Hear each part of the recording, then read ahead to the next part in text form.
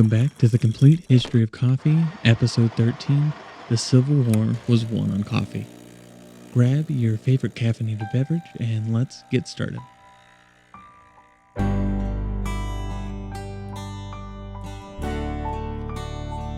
Okay, so today I have something a little special for all of you. I wanted to go ahead and try doing tasseography, which, if you remember from some of our earlier episodes, it is a practice in which you read coffee grounds or tea leaves. Today we have a coffee from Summer Moon. It is a Guatemalan medium roast. So I'm going to go ahead and drink this coffee. And while I'm doing that, you want to try to think about maybe the potential question that you have in mind. And then once you're finished, you're going to go ahead and get your cup and we're going to flip it over. So I made this as a Turkish style coffee, as I had on earlier episodes. That way we get some of the grounds. And if you notice, the cup itself is actually a cup for tasseography. Let's see what it says. So it says Cosmic Brew on the front, and then the stars are aligning for you on the back. The cup itself is from Goddess Provisions. It's actually in the style of astrology, so it has the phases of the moon on the bottom of the cup, as well as the 12 zodiac signs, so that way you can sort of implement that within the reading when you're doing your tasseography. I flipped the cup upside down and I turned it around 3 times because we're essentially just trying to get those coffee grounds to mix around. I asked about career, so if you notice when we're looking inside the cup, now if you're listening to this through the audio version of the podcast, I'm going to do my best to describe it for you. If you are watching on the video version or want to watch on the video version later, I am recording the tasseography reading. About career, I'm asking about like acting and music. That's the sort of career I'm going into. We have a heart, if you notice right away on the bottom. So that's sort of the central point that we're seeing here. As we're looking at the various zodiac signs, I'm noticing that we have a little bit kind of coming on Aries and Taurus, but not a whole lot covering those. Now, I'm not sure what all that means because I haven't done a lot of tasseography, but if I had to guess, we're noticing that as we start getting a little bit further along into Gemini, Cancer, Leo, we start seeing a lot more grounds that are happening right there. So if I had to guess, I would assume that's a real pickup period within the career, that there's a lot more activity just happening in general. And that's looking like late fall, early summer, the period in which those zodiac signs fall. So if you want to see where a lot of the coverage is happening, let's say we want to start with Gemini, because that seems to be the start of a lot of the activity. In the little booklet that it gives you with the cup, it says, "It's time to speak your truth. Take note that sometimes the hardest person to be truthful with is yourself. Don't hold back on what you already know to be true." So perhaps this has to do with some doubt maybe that I'm having about getting into a career in acting and music and just not really holding myself back and allowing myself to see the truth. Because, I mean, if we're going back to what we did at the beginning, we have that heart. So obviously there's a lot of love, a lot of passion going right there. So I think just continuing on this path. For any of you who don't know, I actually do psychic readings and energy work professionally. If any of you are interested in getting a psychic reading, I do palmistry, tarot, oracle, pendulums, and runes. You can contact me about that at All in the Hands on social media or by emailing me at the email for this podcast. Before we get back to our story in America, just in time for Thanksgiving, I want to consider something first. We have seen a trend in the show so far, with coffee fueling many revolutions. This episode is a sort of counter-argument to that theme. To understand what I mean, let's think about what a revolution is. Now, more importantly for this episode, what do you think the difference between a revolution and a civil war is? Back when I was in college studying history and political science, I remember asking one of my professors to explain the difference because they are often very similar.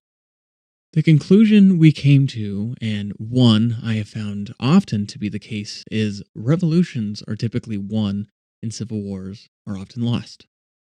By this, I mean the side leading the revolution remembers the event in history as a revolution, such as the French Revolution. A civil war is when the side leading the rebellion or secession loses, such as the American Civil War. There is more to this, however, as revolutions are more about overthrowing the government and civil wars are generally between citizens.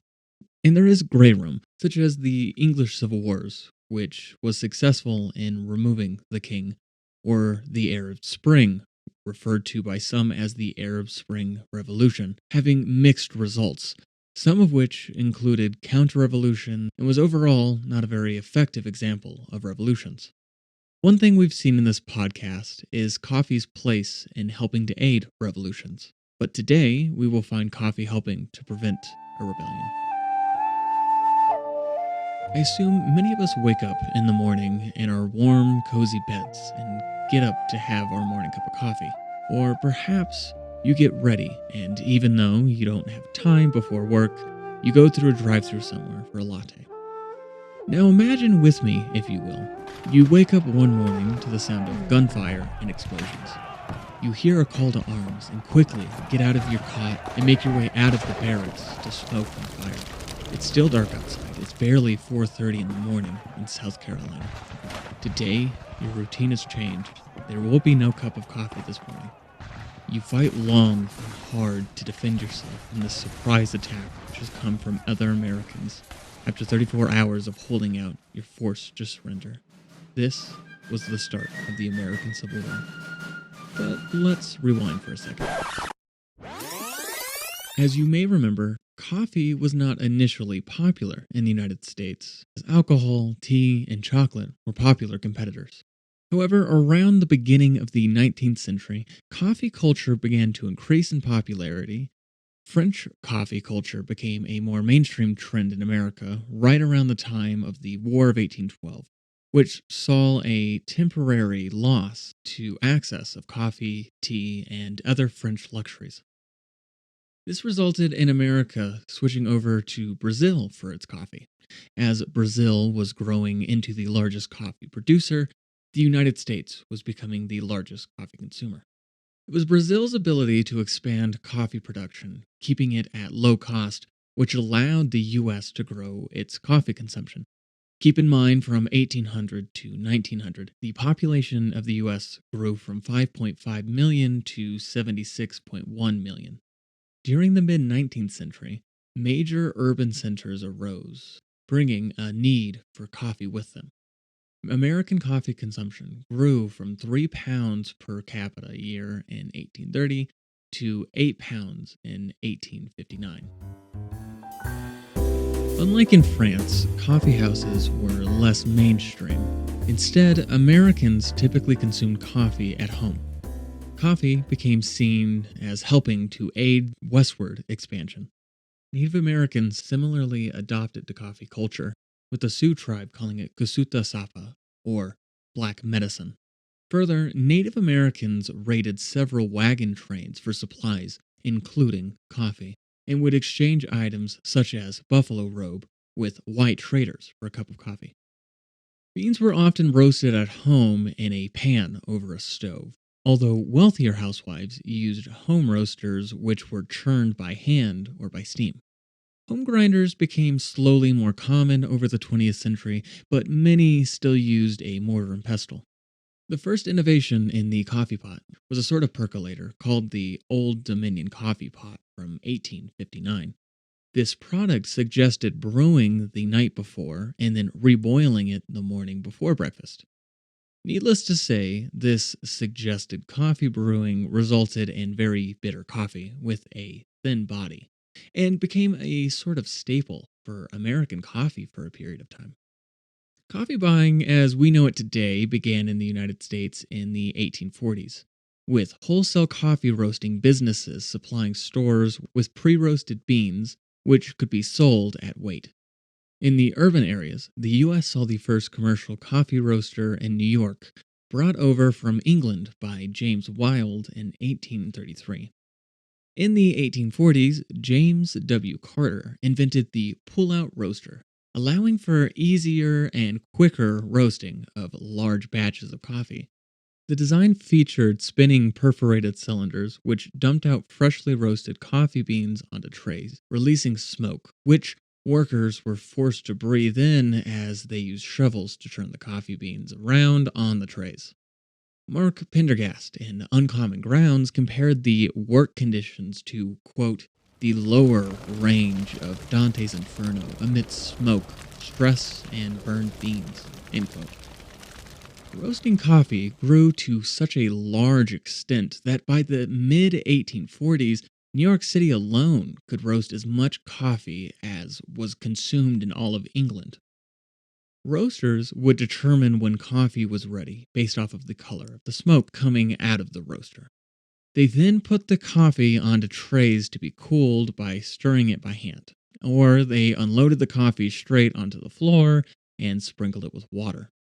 This method was not the best, not only for sanitary purposes, but also because, as one observer described it, quote, the contact of water and hot coffee caused so much steam that the roasting room was in a dense fog, end quote. In 1864, Jarvis Burns created a self-emptying roaster, which pushed the beans out onto a churning cooling tray. His invention allowed for more standardized coffee roasting and helped coffee to be sold at lower prices. Burns believed coffee roasting would shift out of the household and would be taken over by manufacturers, and he was right, as most coffee today is roasted by manufacturers. In fact, his design hasn't changed very much, and many roasters today still utilize very similar qualities. People outside of the urbanized city areas often purchase coffee as green beans from general stores, later roasting and grinding coffee at home. Housewives of the time would then brew the coffee using unorthodox means in order to force the coffee grounds to float to the top. Cookbooks directed the use of eggs or even cod as a means of achieving this. It's not surprising, then, European coffee brewing styles later took over in popularity, especially those from France. One American, named Benjamin Thomas, innovated the French two-tier drip pot, originally created by Jean-Baptiste Bellois. Thompson, or Count Rumford as he went by, created the Rumford pot and went on to push for freshly brewed coffee. His concepts of not reheating coffee and boiling water before adding the coffee took off in Europe, but failed to become popular in America. American coffee, by and large, was overbrewed and bitter. After coffee production increased following the coffee crisis of 1823, with newer leaf rust-resistant coffee plants, coffee prices dropped almost in half in the U.S. from 1821 to just 4 years later in 1825. To meet this increased demand for coffee, Java, Ceylon, Costa Rica, and Brazil increased coffee production. The West Indies, however, couldn't keep up with the increased coffee supply demands and so switched to sugarcane. Leading up to the American Civil War, there was a reduction in coffee production as demand continued to increase, but the price decreased. Once the war started, however, coffee production increased because the Union put a 4-cent duty fee on imported coffee. This created a price increase on coffee, which encouraged Brazilian coffee production. The Union alone purchased 40 million pounds of coffee in the year 1864. And even after the war's end, many soldiers were now hooked on coffee after having received it in their rations during the war. Union soldiers each received 36 pounds of coffee a year, leading coffee to be seen as a driving force in the war. This was due in part to the psychoactive ability of caffeine, which generals were well aware of and so wanted them to consume it before battle. This effect was seen at the Battle of Antietam, the bloodiest day of the war, when 19-year-old William McKinley, future president, provided coffee to the troops along the front line. He faced heavy fire, but was successful in boosting morale And as their commanding officer stated, it, quote, was like putting a new regiment into the fight, end quote. So important was coffee during the war, men would roast coffee even before making their supper. Their lieutenants would evenly divide up coffee for their men using a sword and would turn their back to the piles, calling out people on the roster to collect their pile as a way to ensure fairness. To keep coffee more fresh, soldiers left beans unground until they were to be used. And on a side note, I would recommend doing the same thing at home because once you grind your coffee, it expires much faster. So, a coffee grinder for home is a great investment. During the Civil War, the company's cook was responsible for bringing a grinder with them, and some carbines were designed to have a grinder in the butt of the gun.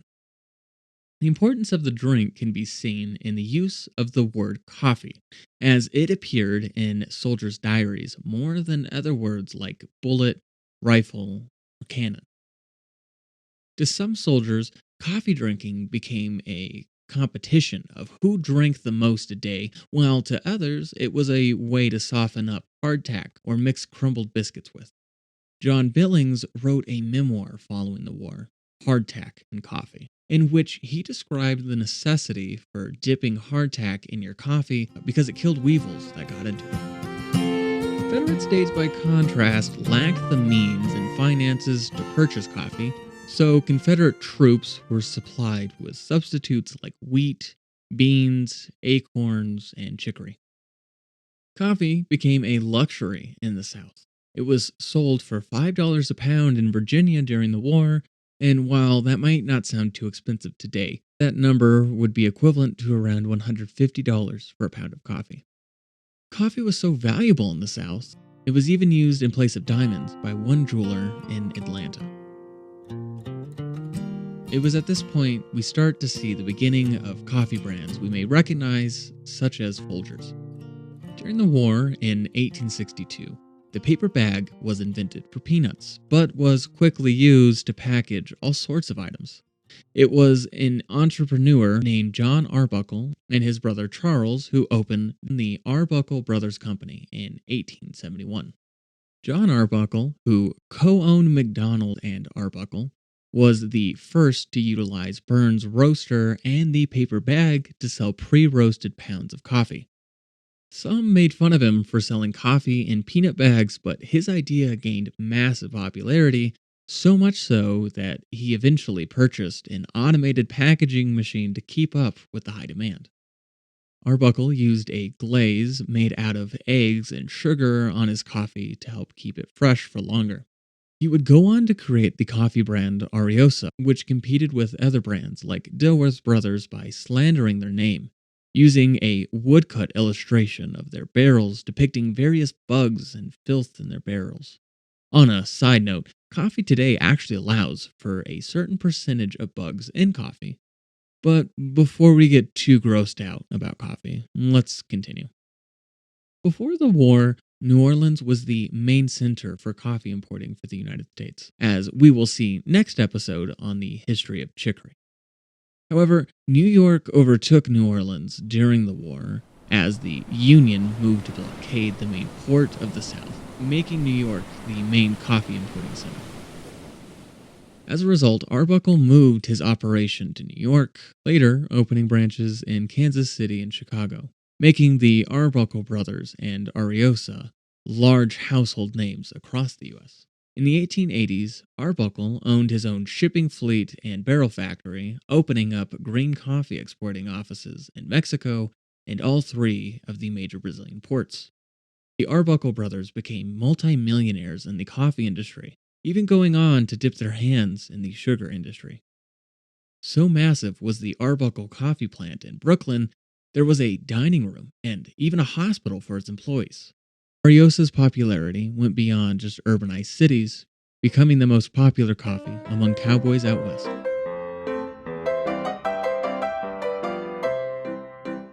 Around the same time, in 1878, two men established the coffee company Chase and Sanborn in Boston. The coffee and tea company specialized in their seal brand Java and Mocha, packaged in their self-produced tin cans. Their cans were sealed to prevent air from getting in, but did little to remove air already inside the cans, resulting in stale coffee. Still, though, the cans featured the Chase family seal, a lion rampart on top of four lions, and the Latin Nicete Malis, meaning roughly do not yield to evil. 2 years after Chase and Sanborn was formed, they expanded to Chicago and then to Canada in 1882. By this time, they were selling over 100,000 pounds of coffee a year, quickly extending their sales throughout the US and Canada. As the company grew, so too did their coffee choices, which included cheaper options packaged in paper bags lined with parchment. Their name brand, Java Mocha, was changed simply to the name Chase and Sanborn Seal brand, due to a lack of overall use of coffee from Java or Mocha. This change was a result of another company, Swift and Company, being charged with misrepresentation of a product by the federal government. The company utilized premiums to encourage coffee sales. They spent $20,000 a year on advertisement, or the equivalent of around $650,000 today. Much of their advertisement was in educational color booklets, but also free novelty cards and blotters, and also stove displays. My favorite advertising method was their use of large coffee pots mounted onto the company's wagons, even having steam come out of the back of the spout. Maybe pizza delivery cars should try something like this with cool effects to draw in attention. An ad from 1892 depicted a grandmother staring into her coffee cup, her daughter asking, "What vision, dear mother, in your cup do you see?" The grandmother responded, "The whole world drinking Chase and Sanborn coffee and tea." A card came with it explaining the art of tasseography, or coffee and tea leaf reading, as we discussed earlier in the episode. The company worked to frequently show its care for its customers, hiring sales reps to ensure customer care. This included Christmas cards and working with those who were strapped with cash, even including selling coffee in exchange for cotton to southern farmers who couldn't afford it otherwise. They also forgave debt owed to them during the Vermont flood of 1927 and went as far as to even call customers who had fallen ill to check on them. The two men purchased coffee from private plantations. They would then roast and grind a sample of their new coffee, brewing it alongside their competitors' coffee, cup tasting it to test its quality. Something which is interesting to note is Starbucks is known for doing this today, where they will receive a sample shipment and then a final shipment in which they cup it to test the quality.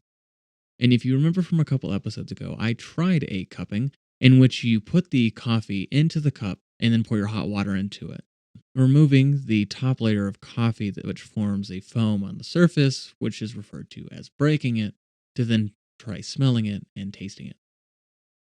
Cupping was a method used by tea connoisseurs for years, but it was Chase and Sanborn who were the first to utilize the practice for coffee. Next episode, we will have a special episode on the history of chicory, and then after that, we will return to our story by looking at the creation of Folgers and coffee in World War I. The show is written and produced by me, Era Zaffer. If you have not already, please consider supporting this podcast series on Patreon. For the price of a latte a month, you can support this and future projects in this series. Make sure to join our community on social media at the Complete History Podcast Series. If you would like to contact us, you can message us through social media or at our email, completehistorypod@gmail.com. Don't forget to subscribe on whatever platform you're listening to this podcast on. And for my American listeners, make sure to share it with your friends and family over a cup of coffee this Thanksgiving. To close, here's a quote from Benjamin Franklin. "Among the numerous luxuries of the table, coffee may be considered as one of the most valuable."